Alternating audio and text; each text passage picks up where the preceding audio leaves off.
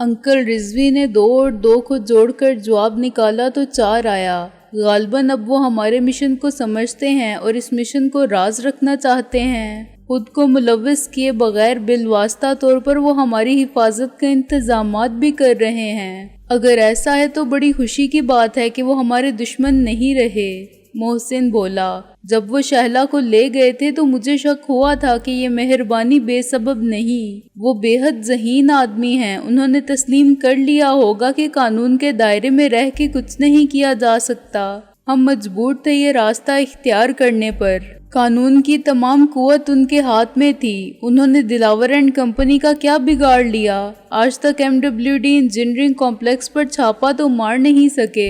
वो समझते हैं कि दिलावर एंड कंपनी से तसादुम का कोई फायदा नहीं, उल्टा होगा ये कि ये सब लोग जिनके हाथ बहुत लंबे और खजाने बहुत भरे हुए हैं, अंकल को अपने रास्ते से हटवा देंगे, उनकी पोस्टिंग किसी दूसरे शहर में करवा देंगे, इतनी दूर जहां बैठ के वो कुछ ना कर सकें। ये भी हो सकता है कि उन्हें तरक्की देकर हेड ऑफिस में बिठा दिया जाए, इंतजामी अमूर की देखभाल के लिए। जो इख्तियारात एक शहर का SSP रखता है वो हेडक्वार्टर का DIG भी नहीं रखता।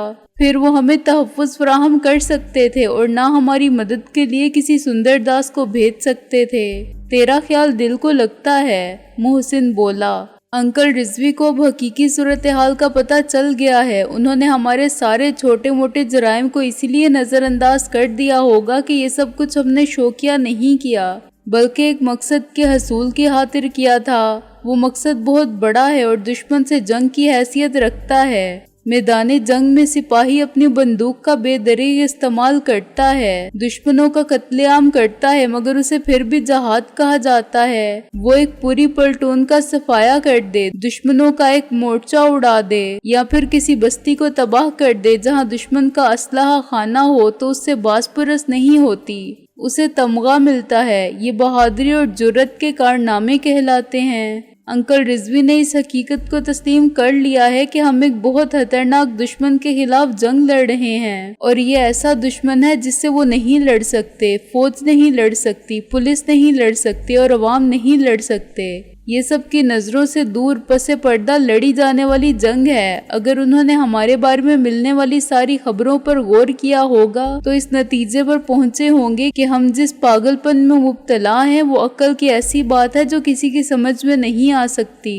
उन्होंने अखबारात की खबरों को देखा होगा, गामे माची के तबाह हो जाने वाले अड्डे के बारे में तफ्तीशी रिपोर्ट देखी होगी, फिर उन्हें कर्मा वाली और साईं पापड़ वाले के असलहा खाने, वहां से हासिल होने वाले हेलीकॉप्टर के टुकड़े, असलहे के नमूने और माहिरीन की रिपोर्ट मिली होगी। उन्हें हशमत खान, सिराज और डिसिल्वा की पुरानी कोठियों में फटने वाले टाइम बमों की तफसीली रिपोर्ट मिल गई होगी। मुमकिन है कि हशमत खान को वो ना जानते हों, मगर सिराज के खिलाफ तो पहले ही उनको शिकायत मिल रही थी। वो डिसिल्वा के नाम से भी वाकिफ थे और उसकी कोठी में भी असलहा था। यार, ये सिराज के खिलाफ शिकायत कौन अरसाल करता रहा? उसी का कोई दुश्मन? मैंने कहा। साथी भी हो सकता है, मोहसिन बोला। ऐसा साथी जो माले हराम की गलत तकसीम या किसी के गलत रवैये के बायस उनके खिलाफ हो गया हो, या जिसको बलाखिर ज़मीर की खलिश ने मजबूर कर दिया हो। मैंने कहा, हाँ, ये भी एक इम्कान है, मोहसिन बोला। सिकंदर बादशाह, टेडी ने अचानक कहा। मुझे माफ कर दो, मैं भौंचका रह गया। किस बात पर? ये क्या है ख्वाजा साहब? वो खत मैंने डाले थे, टेडी ने कहा, तुमसे पूछे बगैर। अगर उस तह खाने में बम फट जाता तो हम इतने हैरान ना होते जितने टेडी के लबों से निकलने वाले एक जुमले से हुए। कुछ देर हम दम बखुद बैठे टेडी को देखते रहे। तुमने SSP जामिन रिजवी को खतूत अरसाल किए थे? मैंने बहुत देर बाद कहा। हाँ सिकंदर बादशाह, टेडी सर झुका के बोला। मैं बहुत बेवकूफ हूँ, मुझे ऐसा नहीं करना चाहिए था, लेकिन पता नहीं क्यों जिस दिन मुझे ये ख्याल आया उस दिन के बाद मुझ पर आसेब हो गया। उठते बैठते सोते जागते यही ख्याल रहने लगा कि मुझे तुम्हारे अंकल रिजवी को सारे हालात से बाखबर रखना चाहिए। वो कब तक यकीन ना करेंगे? बलाखिर उनको सोचना पड़ेगा। वो बड़े अफसर हैं, तफ्तीश करेंगे तो सच सामने आ जाएगा। मैंने और मोहसिन ने एक दूसरे की तरफ देखा। बेवकूफ और बुज़दिल नजर आने वाले उस्ताद टेडी ने एक ऐसा काम किया था जो हम अफलातून ना कर सके थे। اس کی بے وقوفی یہ تھی کہ وہ اب بھی شرمندہ تھا، جبکہ اس کی وجہ سے ہماری پوزیشن صاف ہو گئی تھی۔ انکل رضوی کا ہم پر اعتماد بحال ہو گیا تھا اور ان کی نظر سچ کو دیکھنے لگی تھی۔ میں نے تم سے اس لیے تذکرہ نہیں کیا تھا، وہ اب بھی اپنی صفائی پیش کر رہا تھا، کہ تم لوگ مجھے روک دو گے، اور نہ جانے میرے اندر کون سی آواز تھی جو کہتی تھی کہ نیک محمد یہ نیکی کر، یہ نیکی ہے، ایسا ضرور کر۔ پھر میں نے تم سے چھپ چھپ کے خط لکھنے شروع کیے۔ میں وہ سب لکھتا گیا جو میرے نزدیک سچ تھا، جو کچھ ہم نے کیا تھا، جو ہمیں معلوم تھا۔ میں نے کسی کا نام نہیں لکھا، مگر واقعات سب لکھ دیے، وہ سب لکھ دیا جو ہم جانتے تھے، اور پھر یہ خطوط مختلف مقامات سے پوسٹ کرتا رہا۔ میں پولیس کو کچھ نہیں بتانا چاہتا تھا، یہ میں نے خطوں میں بھی لکھ دیا تھا، اور اسی لیے میں نے سارے خط ان کے گھر کے پتے پر بھیجے تھے۔ میرے کان ٹیڈی کی آواز سن رہے تھے، یہ آواز غیب تھی جس نے ٹیڈی سے کہا تھا کہ اٹھا قلم اور لکھ، اس سچی آواز کی طرح جس نے ایک امی رسول صلی اللہ علیہ وآلہ وسلم سے کہا تھا کہ پڑھ اپنے رب کے نام سے جس نے تجھے پیدا کیا۔ اور اب وہ آواز مجھ سے مخاطب تھی کہ دیکھو تم صراط مستقیم پر تھے، اس لیے ہم نے تمہاری حفاظت کی اور تم کو ہدایت دی، عقل دی اور بصیرت دی کہ تم اپنے نفع نقصان کو سمجھ لو، اور تم کو روشنی دی اور رفاقت دی، حوصلہ دیا اور وہ سب کچھ دیا جو تم نے چاہا، تمہارے مانگنے سے پہلے تم کو دیا، تم کو دنیا نے محتوب جانا، تمہارے نام پر ہر تقصیر لکھی اور تم کو سارے رشتوں سے محروم کیا، مگر کیا ہم نے تمہارے لیے دلوں میں محبت کم کی؟ ہم نے تم کو زیادہ مخلص اور سچے رشتے دیے اور وہ محبت دی جو ہم اپنے خاص بندوں کو دیا کرتے ہیں۔ بس تم اپنے رب کی کس کس نعمت کو جھٹلاؤ گے؟ میری آنکھوں سے آنسو جاری ہو گئے، میری ساری طاقت تو ہے میرے معبود۔ میں نے عاجزی سے اعتراف کیا، یہ سب سچ تھا۔ استاد ٹیڈی نے سچ کو سب پر افشا کر دیا تھا، انکل رضوی کو قائل کر لیا تھا اور ان کو پھر ہمارا معاون و مددگار بنا دیا تھا۔ سندر داس کی باتوں کا ثبوت مل گیا تھا کہ اسے ضامن رضوی نے بھیجا تھا، اور اکرام شیخ نے اسے بطور خاص میرا خیال رکھنے کی ہدایت کی تھی۔ یہ سب تائید ایزدی تھی کہ اس نے غیر مسلم کو ذریعہ بنایا اور اپنی قدرت کاملہ کا ایک اور ثبوت فراہم کیا، حالانکہ اس قادر مطلق کے اختیار میں سب کچھ ہونے کا یقین ایمان ہے اور اس پر کوئی شک کرنے والا نہیں۔ اور میں نے یہ اس لیے کیا کہ میری ہینڈ رائٹنگ رضوی صاحب بالکل نہیں پہچان سکتے۔ میں وہ خط سیاہی اور کاغذ بدل کے لکھتا تھا، اور کبھی ایک جگہ سے ڈالتا تھا تو کبھی دوسری جگہ سے۔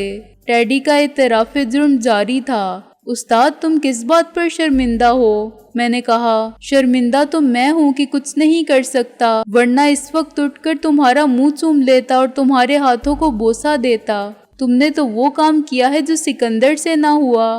یہ سب تمہاری کوشش کا نتیجہ ہے کہ حالات میں ایک بہت بڑی اور خوشگوار تبدیلی آئی ہے۔ ایس ایس پی ضامن رضوی اب ہمارے ساتھ ہیں اور ہمیں ان سے ڈرنے کی کوئی ضرورت نہیں، وہ سب کچھ سنبھال لیں گے۔ خدا نے چاہا تو ان کی تائید بھی حاصل ہوگی، وہ پولیس کو ہمارے تعاقب سے ہٹا سکتے ہیں، ہمارے کیس داخل دفتر کر سکتے ہیں۔ عدالتی کیس تو وہی ایک ہے، میر شرافت علی کے قتل کا، اور اس میں اب جان کہاں رہی ہے؟ قاتل نے مرتے وقت اعتراف جرم کر لیا تھا۔ جس دن بھی ہم عدالت میں پیش ہوں گے، سماعت کی رسمی کارروائی کے بعد باعزت طور پر بری ہو جائیں گے۔ تم نے بہت بڑا کام کیا ہے استاد، تم واقعی استاد ہو، محسن نے کہا۔ مجھے شہلا کی طرف سے اطمینان حاصل ہو گیا ہے، اور اب تو مجھے لگتا ہے کہ اکرام شیخ بھی سندر داس کے پیچھے پیچھے ہوگا۔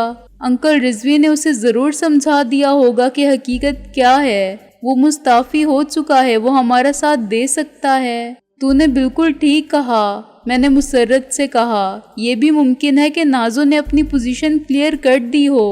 اکرام شیخ بھی بہت ذہین آدمی ہے، اس نے اور انکل رضوی نے مل کر نازو کے والدین کو قائل کر لیا ہوگا کہ وہ نازو کی طرف سے بے فکر رہیں، نہ وہ غلط قسم کی لڑکی ہے اور نہ غلط راستے پر چل رہی ہے۔ وہ جو کچھ کر رہی ہے وہی اس کو کرنا چاہیے۔ تو کہنا چاہتا ہے کہ نازو اس بار سب کی رضامندی سے فرار ہوئی ہے، اور یہ فرار نہیں ہے؟ محسن بولا۔ اگر میرے مفروضات غلط نہ ہوئے، میں نے آہستہ سے کہا، تو یہ بھی ہو سکتا ہے کہ نازو اس بار اپنے بھائی کے ساتھ نکلی ہو۔ ایسی صورت میں کسی کو کیا اعتراض ہوگا؟ مگر وہ نکل کر جائے گی کہاں؟ محسن نے پرانا سوال دہرایا۔ وہ گھر جہاں ہم تھے جل کے خاک ہوا۔ غالب نہ جانے کدھر گیا، انہیں معلوم نہیں کہ ہم کدھر گئے۔ دلاور اینڈ کمپنی نے تو اپنا سارا پلان بدل دیا، وہ ہم تک کیسے پہنچ سکتے ہیں؟ یہ لوگ ہمیں نہ جانے کہاں لے جائیں گے، تلاش کرنے والے بھٹکتے رہ جائیں گے مگر کبھی ہمارا سراغ نہ پائیں گے۔ انسپکٹر سندر داس ان کو بتا چکا ہے، صرف یہ کہ ہم کہاں ہیں کل کے بارے میں وہ خود بھی نہیں جانتا، کیونکہ سراج اسے ہمارے ساتھ نہیں رکھے گا۔ محسن نے کہا، سندر داس نے بتایا تو ہے کہ اکرام شیخ کو مطلع کر دیا ہے۔ اس نے کسی کو خط دے کر بھیجا تھا، کسی کے ہاتھ بھیجا جانے والا لیٹر اب تک پہنچ چکا ہوگا۔ خط ڈاک سے جاتا تو دیر ہو سکتی تھی، خط گم بھی ہو سکتا تھا۔ میں نے کہا، یہ تو ٹھیک ہے مگر سکندر، اگر ایسا ہوا کہ نازو اور اکرام شیخ ایک ساتھ نکل کھڑے ہوئے ہوں جیسا کہ تیرا خیال ہے، تو وہ خط لے جانے والا خط کسے دے گا؟ محسن بولا، یہ بڑی عجیب اور افسوسناک صورتحال ہوگی کہ ادھر ہمارے موجودہ پتے کی اطلاع لے جانے والا نامہ بر وہاں جائے، ادھر پتہ چلے کہ مکتوب علیہ تو گھر سے نکل کے نہ جانے کدھر گئے۔ گھر والے کیا بتائیں گے کہ اکرام شیخ کہاں گیا؟ اکرام شیخ اپنی بہن نازو کے ساتھ پہنچے گا اس گھر میں جہاں نازو ہمیں بخیر و عافیت چھوڑ کر گئی تھی۔ وہاں اسے ایک پرانی حویلی کا جلا ہوا ڈھانچہ ملے گا۔ لوگ شاید بتا دیں کہ آگ لگی تھی تو 2 لاشیں شاید ملی تھی، مگر اور نہ کوئی زندہ نکلا نہ مردہ، شاید اندر ہی جل کے راکھ ہو گئے یا ملبے میں دب کر کوئلہ ہو گئے۔ پھر نازو اور اس کا سابق سب انسپکٹر بھائی کیا کریں گے؟ وہ کس سے پوچھیں گے غالب کا پتہ، میرا اور تیرا پتہ؟ لیکن جب انہیں کسی کا پتہ نہ ملا تو وہ کہاں جائیں گے؟ ظاہر ہے واپس گھر۔ میں نے کہا، اور گھر پہنچنے پر انہیں سندر داس کا مکتوب مل جائے گا؟ ہاں، بشرط یہ کہ وہ لوٹ کر گھر گئے۔ محسن بولا، وہ دونوں قدم آگے بڑھا کے پیچھے ہٹنے والے نہیں ہیں۔ اکرام شیخ کو جانتا ہی ہے تو، اگر اب اس کو احساس ہوگا کہ اس نے غلطی کی تھی تو تلافی کے لیے وہ سر دھڑ کی بازی لگا دے گا اور ہمارا سراغ لگانے چل پڑے گا۔ اس کی رہنمائی کرے گی نازو، وہ بھی ضدی اور جنونی لڑکی ہے، عجیب فلمی اتفاقات اور حادثات سے بھرپور کیس ہے۔ محسن نے ایک سرد آہ بھری۔ بس دعا کرو کہ وہ خط اسے مل جائے، صرف خط کا ملنا ہی کافی نہیں۔ میں نے کہا، وہ خط پڑھ کے فوراً روانہ ہو جائیں اور ہمارے یہاں سے ہٹائے جانے سے قبل آ جائیں۔ اگر وہ دیر سے آئے تو یہاں کون ملے گا؟ ممکن ہے سندر داس ملے، مگر وہ بھی کیا بتائے گا کہ اسیران خستہ جاں کو شکاری کدھر لے گئے؟ سندر داس ہمارے انکل رضوی کو بھی تو مطلع کرے گا۔ میں نے کہا، اور ان کو یہ بھی بتائے گا کہ اس نے سکندر کو کہاں اور کس حال میں دیکھا تھا۔ پھر وہ سراج سے پوچھیں گے، سراج کو بتانا پڑے گا۔ ایسا ہو سکتا تھا، لیکن یار میں نے تو خود ہی سندر داس کو تیرے سامنے منع کر دیا تھا کہ انکل رضوی کو کچھ نہ لکھے۔ میں نے مایوسی سے کہا، یہ تو نے بہت غلط کیا، مجھے کیا معلوم تھا اس وقت کہ سندر داس واقعی سچ بول رہا ہے، میں اس پر کیسے اعتبار کر لیتا ایک دم۔ میں نے کہا، اب کہہ دیں گے اس سے کہ ایس ایس پی صاحب کو سب لکھ دے، وہ سب باتیں جو ہم سے ہوئیں، ہمارے بارے میں، سراج کے بارے میں۔ محسن بولا، اگر موقع ملا تو کہہ دیں گے، مگر اس کے بعد بھی کون سی ضمانت ہے کہ انکل رضوی فوراً ایکشن لیں گے؟ میں نے کہا، وہ سراج سے پوچھ ضرور سکتے ہیں، لیکن سراج انکار کر دے تو اس طرح نہیں پوچھ سکتے جیسے سراج ہم سے پوچھے گا۔ ایس ایس پی صاحب سراج کو الٹا لٹکا کے 3rd ڈگری کے طریقے سے اعتراف نہیں کروا سکتے کہ اس نے ہمیں کہاں چھپایا ہے، کہاں بھیجا ہے یا کس کے ہاتھ بیچا ہے، قتل کیا ہے تو کہاں گاڑا ہے، وغیرہ وغیرہ۔ زیادہ سے زیادہ کسی ایس پی کو معطل کیا جا سکتا ہے، وہ بھی کسی سنگین جرم کا ثبوت ملنے پر۔ صرف ایک انسپکٹر کا کہہ دینا کافی نہیں ہوگا۔ سراج صاف مکر جائے گا کہ کبھی وہ دوبارہ سکندر بخت سے ملا ہے۔ وہ انسپکٹر پر دشمنی کی نیت سے جھوٹ بولنے کا الزام عائد کر سکتا ہے، نہ ثبوت نہ گواہ۔ ایک الزام ماتحت نے افسر پر لگایا، دوسرا افسر نے ماتحت پر۔ وزن کس کے الزام میں ہوگا؟ ظاہر ہے افسر کی افسری چلے گی اور مارا جائے گا سندر داس۔ تو بہت حوصلہ شکن باتیں کر رہا ہے، محسن بولا، کنوتی ہو رہا ہے۔ میں حقیقت کو خواب کے روپ میں نہیں دیکھنا چاہتا۔ میں نے کہا، خواہش اگر جنون بن جائے تو آدمی پاگل کہلاتا ہے، سراب کے پیچھے دوڑنے لگتا ہے۔ دروازہ کھلا تو ہم خاموش ہو گئے۔ ایک ساتھ 4 افراد اندر آ گئے، ان میں 2 وہی مشین گن والے تھے جو ہمیں اس بیرک کے آفس میں دلاور کے ساتھ ملے تھے، باقی 2 وہی خاموش رہ کر خالی ہاتھوں سے لڑنے والے تھے جو ہمارے ساتھ آئے تھے اور جنہوں نے ہمیں پنجروں میں بند کیا تھا۔ ان کے پیچھے ایس پی سراج آیا۔ تم لوگوں نے کوئی فیصلہ کیا؟ وہ میرے سامنے کمر پر ہاتھ رکھ کر اور پیر پھیلا کے کھڑا ہو گیا، بالکل فلمی ویلن کی طرح۔ فیصلہ تم کو کرنا ہے، تم نے بہت بڑے دعوے کیے تھے۔ میں نے کہا، میں آخری بار پوچھ رہا ہوں۔ وہ بولا، نازو اور غالب کہاں ہیں؟ ہمارا جواب اور کچھ نہیں ہو سکتا، ہم نہیں جانتے۔ میں نے کہا، اگر ہمیں معلوم ہوتا تب بھی نہ بتاتے۔ ٹھیک ہے، سراج بولا، ان سب کو اوپر لے آؤ۔ دونوں خالی ہاتھ آنے والوں نے اپنی اپنی جیب سے رومال سے بڑے کپڑے نکالے۔ ایک نے میرے پیچھے آ کے میری آنکھوں پر پٹی باندھ دی، دوسرے نے محسن کے پیچھے بیٹھ کر یہی عمل شروع کر دیا تھا۔ اس سے زیادہ میں کچھ نہ دیکھ سکا۔ چند منٹ کے بعد میری ہتھ کڑی کھول دی گئی، انہی میں سے کسی نے مجھے جھٹکا دے کر پیروں پر کھڑا کیا اور پھر آگے دھکیلا۔ میں لڑکھڑا کے گرتے گرتے بچا۔ مجھے ہانکنے والے اسی طرح دھکے دے دے کر مجھے آگے بڑھنے پر مجبور کرتے گئے۔ تہہ خانے کی سیڑھیوں پر میں 2 مرتبہ منہ کے بل گرا۔ میں نے ٹیڈی کی آواز سنی، وہ ان سب کو گالیاں دے رہا تھا۔ خدا تم سب کو اندھا کرے، تمہاری آنکھوں میں کیڑے پڑیں۔ مجھے بے ساختہ ہنسی آنے لگی تھی مگر میں نے روک لی۔ بات مذاق کی نہیں تھی لیکن مجھے ایک پرانی بات یاد آ گئی۔ جنگ آزادی یا اس کے بعد ایک زمانہ ایسا بھی آیا تھا جب انگریز افواج غالب آ چکی تھیں اور ہندوستانی چونکہ متحد نہ تھے اس لیے شکست کھا گئے تھے۔ بطور لطیفے کے یہی بات سنائی جاتی تھی کہ اس زمانے میں بڑی بوڑھیاں انگریزوں کو بددعائیں اور کوسنے دیتی تھیں تو کہتی تھیں کہ اللہ کرے موئے فرنگیوں کی توپوں میں کیڑے پڑیں۔ ٹیڈی بھی کچھ کرنے سے قاصر تھا تو بددعا پر اکتفا کر رہا تھا۔ میں سراج کے حکم کی تعمیل میں دائیں بائیں مڑتا گیا۔ ظاہر ہے یہ حکم صرف میرے لیے نہیں تھا، محسن اور ٹیڈی بھی اس کا حکم مانتے جا رہے تھے اور ہم سب ایک ساتھ کسی نامعلوم مقام کی جانب رواں تھے۔ مجھے اپنے اندیشے درست ہوتے نظر آ رہے تھے۔ اب کوئی آیا بھی تو یہاں کون ملے گا؟ نہ نازو اور نہ غالب، نہ SI کرام شیخ اور نہ SSP ضامن رضوی ہی وہاں پہنچ سکیں گے جہاں ہمیں اب لے جایا جا رہا تھا۔ اس کے بعد بھی ہماری منزل کہاں تھی یہ ہم خود نہیں جانتے تھے۔ شاید سراج اور سندر داس بھی نہیں جانتے تھے کہ ہمیں کس کے حوالے کرنا ہے اور کہاں پہنچانا ہے۔ سفر کے کتنے مرحلے ہیں اور کتنے ہم سفر ہیں۔ ہم شکاری تھے، یہ دعویٰ باطل ہوا۔ دلاور اور سراج بھی شکاری تھے، وہ کسی حد تک کامیاب ہوئے۔ انہوں نے ہمیں جن کے حوالے کیا وہ سب سے بڑے شکاری تھے، یہ ثابت ہو گیا۔ 2 ہاتھوں نے مجھے ایک دم اٹھایا اور اچھال دیا۔ میں کسی ٹرک یا بس کے فرش پر گرا۔ میرے ساتھ ہی محسن اور ٹیڈی بھی اندر آئے۔ میں نے سندر داس کی آواز سنی۔ اب کیا حکم ہے سر؟ تم اب ڈیوٹی پر جاؤ، سراج نے کہا۔ لیکن کل رات کی شفٹ میں ڈیوٹی دے چکا ہوں میں، اس نے احتجاج کیا۔ ہم یہاں روٹین اور شیڈول کو فالو نہیں کر سکتے، بارڈر کو کھلا نہیں چھوڑا جا سکتا، سراج نے گرج کر کہا۔ ایک آدمی بیمار ہے تو اس کی جگہ کیا میں ڈیوٹی دوں؟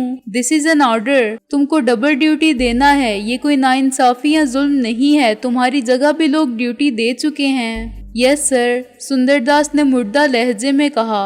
اوکے تم جا سکتے ہو اور یاد رکھو کہ آج رات پھر تم کو اپنے معمول کے مطابق شفٹ کرنا ہے، سراج بولا۔ آئی نو سر، سندر نے کہا۔ Duty is duty, order is order. Truck 10 منٹ بعد روانہ ہوا اور تقریباً 1 گھنٹہ چلتا رہا۔ میں ادھر ادھر کی آوازوں سے بالکل اندازہ نہ کر سکا کہ ہم کہاں سے گزر رہے ہیں۔ ہر طرف خاموشی تھی اور ہچکولے یہ ظاہر کرتے تھے کہ ہم پختہ سڑک پر نہیں تھے۔ وہ کچی سڑک بھی نہیں تھی، نہ ہموار زمین تھی۔ 1 گھنٹے کے بعد ٹرک رکا تو ہمیں اتار لیا گیا۔ ہم مختلف راستوں سے گزارے گئے، پھر ہمیں رکنے کا حکم دے دیا گیا اور کسی نے میری آنکھوں پر سے پٹی اتار لی۔ اس وقت مجھے پتا چلا کہ محسن اور ٹیڈی میرے ساتھ نہیں ہیں۔ جہاں میں کھڑا ہوا تھا وہ 15 فٹ لمبا اور اتنا ہی چوڑا کمرہ تھا جس میں کراس بار اور چھت سے آویزہ لوہے کے حلقے تھے، بالکل ویسے ہی جیسے ورزش کرنے کے لیے استعمال ہوتے ہیں۔ یہ کوئی چھوٹا سا جمنیزیم لگتا تھا، لیکن میں سمجھ گیا کہ یہ عقوبت خانہ ہے جہاں مجھ سے پوچھا جائے گا کہ نازو کہاں ہے اور غالب کہاں ہے۔ لیکن اس بار پوچھنے کا انداز مختلف ہوگا۔ اس بات کا یقین مجھے رابعہ کو دیکھ کر بھی آیا، جو شیشے کے ایک بند دروازے کے پیچھے کرسی پر بندھی بیٹھی تھی۔ وہ کچھ کہنے کے لیے چلا رہی تھی مگر اس کی آواز میرے کانوں تک نہیں پہنچ رہی تھی۔ پھر دروازے کے پیچھے بالکل اندھیرا ہو گیا اور اس مختصر سے کمرے میں سرچ لائٹس روشن ہو گئیں۔ اب رابعہ وہ سب کچھ دیکھ سکتی تھی جو میرے ساتھ ہونے والا تھا، لیکن میں اس کو نہیں دیکھ سکتا تھا۔ اچانک ایک سپیکر آن ہو گیا اور میں نے رابعہ کے چیخنے کی آواز سنی۔ رابعہ، میں چلایا، تم ٹھیک ہو؟ ہاں سکندر، اس نے چلا کے کہا۔ دیکھو ان کو بتا دو کہ نازو کہاں ہے۔ یہ بڑا بے رحم انتظام تھا، ہم ایک دوسرے کی فریاد و فغاں سب سن بھی سکتے تھے۔ رابعہ کی آواز نے میری ذہنی اذیت میں اضافہ کیا۔ ایک طرف جسمانی عذاب کا خیال باعث اذیت تھا، دوسری طرف رابعہ کی موجودگی کا احساس۔ ایسے میں رابعہ کا یہ کہنا کہ میں نازو کے بارے میں کچھ نہ چھپاؤں اور سب بتا دوں، میرے لیے حیرانی اور دکھ کی بات تھی۔ حیرانی مجھے یوں تھی کہ مجھے نازو کے متعلق معلوم نہیں تھا جو رابعہ جانتی تھی اور سب جانتے تھے۔ میرے پاس بتانے کو تھا ہی کیا جو میں چھپاتا، اور ان حالات میں کچھ چھپایا جا بھی نہیں سکتا تھا۔ اگر میں سچ بولتا تو صرف یہی کہتا کہ نازو گھر گئی تھی، لیکن وہاں سے نکل کے کہاں گئی یہ کسی کو نہیں معلوم، اور غالب اس کھنڈر کی آگ میں جل کر بھی نہیں مرا اور وہاں ملا بھی نہیں، تو خدا کے سوا کون جانتا ہے کہ وہ کہاں ہوگا؟ تو یہ جواب انہیں ہرگز مطمئن نہ کرتا۔ چنانچہ یہ تو طے تھا اور میں نے ذہنی طور پر خود کو اس کے لیے تیار بھی کر لیا تھا کہ وہ جسمانی تشدد کا کوئی بھی طریقہ جس حد تک آزمانا چاہیں گے ضرور آزمائیں گے۔ وہ مجھ سے ایک واضح جواب کی امید رکھتے تھے کہ فلاں فلاں جگہ جا کے دیکھو، یا فلاں دن فلاں وقت پر نازو اور غالب فلاں جگہ آئیں گے، مگر میرا یہ جھوٹ بھی آسانی سے نہ چلتا۔ وقتی طور پر میری جان عذاب سے بچ جاتی، مگر پھر یہی سب کچھ رابعہ کے یا محسن کے ساتھ ہوتا، اور اگر وہ بھی جھوٹ بولتے کہ غالب اور نازو کہاں اور کس وقت مل سکتے ہیں، تو ظاہر ہے ان کے اور میرے جھوٹ میں فرق ہوتا اور ہمارے سچ کی کلی کھل جاتی۔ دشمنوں کو معلوم ہو جاتا کہ ہم نے تشدد کی اذیت سے بچنے اور مہلت حاصل کرنے کی فضول سی کوشش کی تھی۔ دکھ مجھے رابعہ کے اس بات پر ہوا کہ اس نے ایک غلط بات کی تھی۔ اگر مجھے نازو کے بارے میں علم ہوتا کہ وہ کہاں ہوگی، تب بھی کیا میں اسے پکڑوا دیتا؟ میں پوری کوشش کرتا کہ آخری سانس تک مجھ پر جو گزرتی ہے گزر جائے، لیکن میری زبان میرے ارادوں کی شکست کا اعتراف نہ کرے۔ غالب اور نازو میں میرے لیے اس اعتبار سے کوئی فرق نہ تھا کہ دونوں میرے ساتھی تھے، خیر و شر کی اس جنگ میں میرے ساتھ برابر کے شریک تھے۔ انہیں بچانے کی ہر ممکن کوشش کرنا اور دشمنوں کے ہاتھ ان تک نہ پہنچنے دینا میرا ہی نہیں، ہم سب کا مشترکہ مقصد تھا جو اس وقت قید میں تھے۔ پھر رابعہ نے یہ کیوں کہا کہ نازو کے بارے میں بتا دو؟ کیا وہ ایک حسد سے مغلوب ہو جانے والی عورت ہو گئی تھی، یا جذبات کی ایک طرفہ یلغار میں سوچنے سمجھنے کی صلاحیت سے محروم ہو جانے والی، جو اب ایک ہی آرزو کی پکار بن گئی تھی کہ چاہے دنیا رہے نہ رہے وہ رہے، جو میری محبت کی زندگی ہے؟ کیا محبت اسی خود غرضی کو کہتے ہیں؟ سرچ لائٹ چھت کے ایک گوشے میں نصب تھی اور اس کی روشنی ٹارچ کی روشنی کی طرح ایک لکیر کی صورت میں اندھیرے سے گزر کر فرش تک محدود سے دائرے میں پڑ رہی تھی، اور جہاں وہ دائرہ تھا وہیں فرش پر ایک کرسی رکھی ہوئی تھی۔ یہ کوئی عام کرسی نہیں تھی، یہ فولادی کرسی سیاہ رنگ کی تھی اور اس ماحول میں بالکل الیکٹرک چیئر کی طرح لگ رہی تھی، جو امریکہ اور یورپ میں سزائے موت دینے کے لیے استعمال کی جاتی رہی ہے۔ اس کی ایک وجہ وہ چمڑے کے تسمے تھے جو کرسی کے بازوؤں پر اور پشت پر نظر آ رہے تھے، اور جن سے کرسی پر بیٹھنے والے کو یوں کسا جا سکتا تھا کہ وہ جنبش تک نہ کر پائے۔ الیکٹرک چیئر پر بٹھائے جانے والوں کو بھی برقی رو چھوڑنے سے پہلے اسی طرح باندھا جاتا تھا۔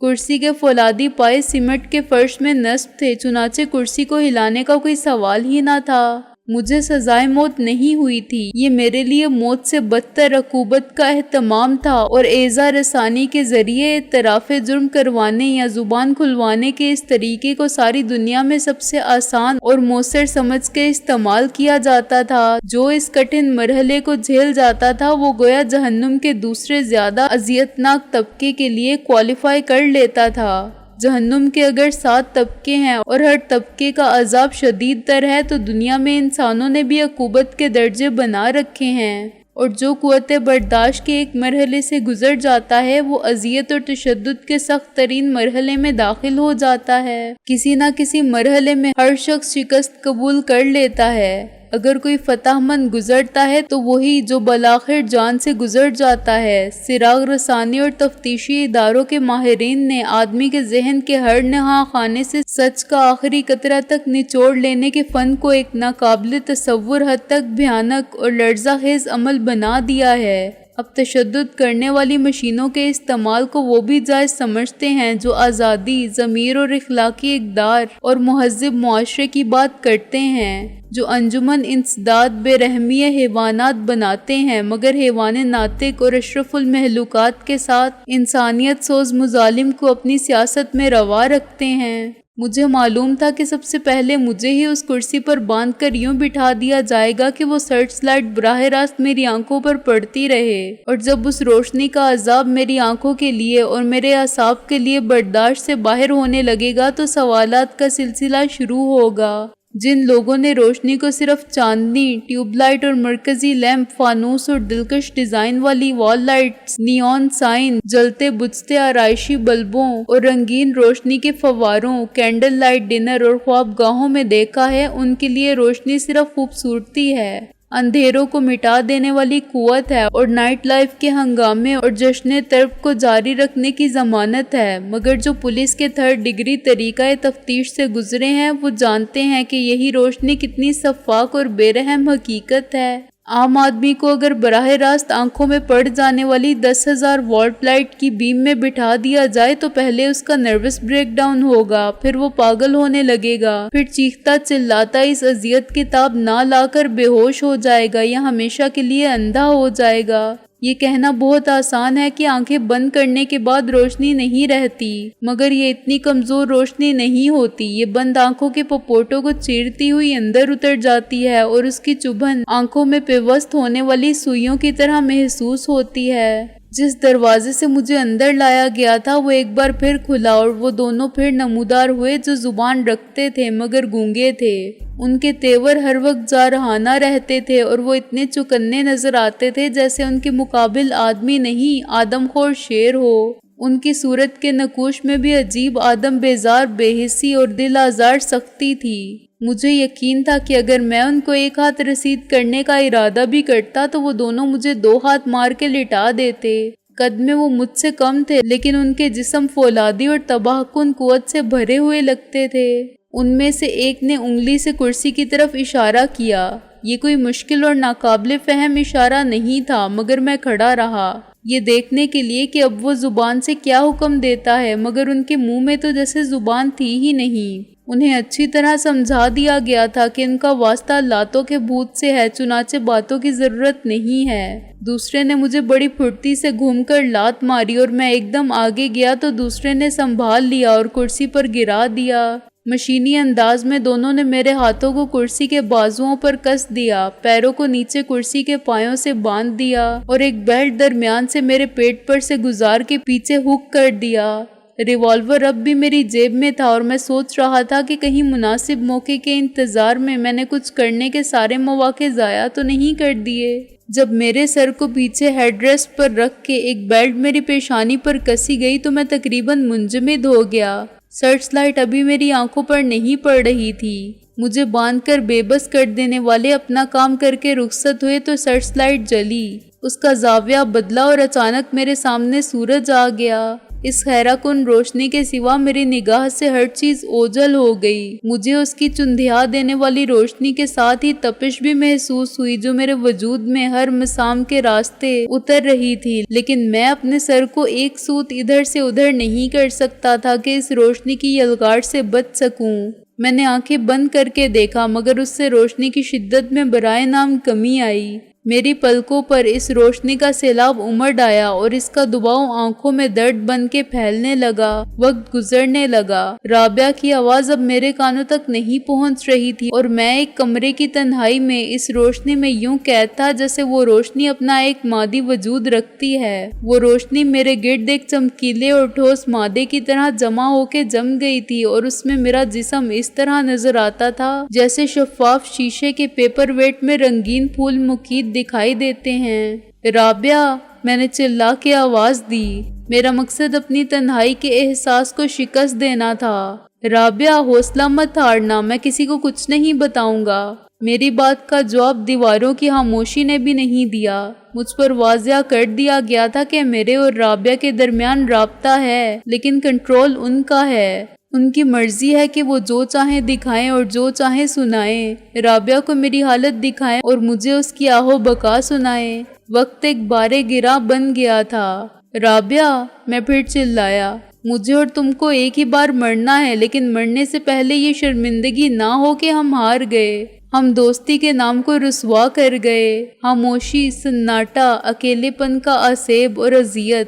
تم سن رہی ہو نا؟ جب ہمیں کچھ معلوم ہی نہیں ہے تو یہ ہم سے کیا پوچھیں گے؟ میں نے زیادہ اونچی آواز میں کہا۔ وقت مجھے شکست دینے لگا۔ جواب دو مجھے رابعہ۔ سکوت کا ایک وقفہ۔ رابعہ، میں تم سے محبت کرتا ہوں، تم جانتی ہو، سارا زمانہ جانتا ہے اور ساری خدائی جانتی ہے۔ میں نے چیخ کر کہا۔ زندگی کی آخری سانس تک، دل کی آخری دھڑکن تک میں یہ اقرار کرتا رہوں گا۔ نہ جانے کون میرے تصور میں قہقہہ مار کے ہنسا۔ اس کی بے آواز ہنسی میرا تمسخر اڑا رہی تھی۔ یہ وقت تھا یا میری تقدیر تھی جو مجھ پر خندہ زن تھی؟ تمہارے اعصاب جواب دے رہے ہیں سکندر بخت، تم پاگل ہو رہے ہو۔ یہ روشنی بجھا دو، ہٹا دو اس روشنی کو میرے سامنے سے، میں نے چیخ کر کہا اور خود کو آزاد کرنے کی بے سود کوشش کرنے لگا۔ سنو، تم جو بھی ہو، دلاور، سور کے بچے، کمینے، یہ لائٹ آف کر دے، نہیں تو میں تجھے قتل کر دوں گا۔ پیڈرو استاد کی اولاد، میں تجھے زندہ نہیں چھوڑوں گا۔ خسرو جمشید، نواب کے نطفے، تیری تو روشنی پسے ہوئے شیشے کی طرح میری آنکھوں کو کھرچ رہی تھی، درد بن کے میرے دماغ کو مفلوج کر رہی تھی اور میرے جسم میں آگ بھر رہی تھی۔ میں پاگلوں کی طرح زور لگاتا رہا تھا اور دیوانہ وار جدوجہد کر رہا تھا، لیکن اس روشنی سے مفر نہ تھا۔